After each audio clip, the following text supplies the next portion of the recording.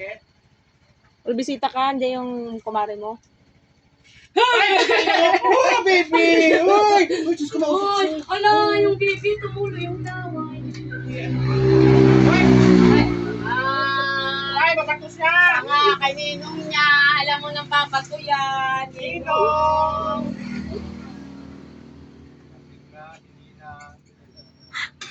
Lawayan mo, ma. Baka mabaltik. So, tuwa siya sa Ninong niya. Sa'yo parang galit siya sa'yo. Pangit ka kasi. Hindi kita bigyan pakinkin. Wala na akong pakinkin sa'yo. Inubos ng nanay mo kagabi. Uy, dalawang 2x2 lang yun. Aha, pati yung pulutan namin. Nalasing siya sa pulutan. Ninang Tess, maganda pa ako sa'yo. Kamo. Ano ba yung buhok ng anak ko? Parang ako, dahil. Hindi pa siya nagpa-Brazilian. Siyempre, di pa siya pwede maligo. Gawa lang nilalagnat nga. Ilang araw na. Alam mo naman pag nabigla, ginulat mo pa. Isang araw kasi yan. Takot mo ba? Takot sa mukha mo. Hindi naman gag ka talaga. Huwag kang matakot. Yan talaga yung tsura ng nanay mo. Parang hindi naliligo yung inaanak namin. Kaya naligo to. Parang yun na naman yung damit. Yung ngir-ngir na, oh. Niya rin.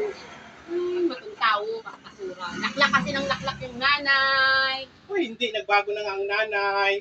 Ilang oras ng pass. Mamaya lalaklak na naman yung nanay. Wala pa. Ara na, ubad na ng short yan, oh. Hindi ka marunong mag-alaga. Kaya ginakabag yan eh. Kaya parang kaya ginakabag eh. Mamaya pagdating ng package ko, maraming mga damit na maliliit doon. Bigyan kita. So, yung nanay mo, wala nang pambiling damit mo. Pinang-iinom, pinanalalaki.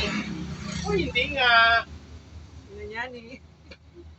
Nga ni, magpapabubo ka na, di ba? Hiya mo na yung ninang niya. Mapakinkin na ako. Alam naman ng ninang, maraming pira. Tama na ba to? Ay! Ay! Ay! Ay! Ay! Oh, tama na ba to? Ninang! Tama na ba to? Oo, anak. Uy, baka maano to yung ano siya. Ibigay mo na yan. Uy, Yung ninong anak. lalagnatin to lalo. Dito gagaling. Pwede na to.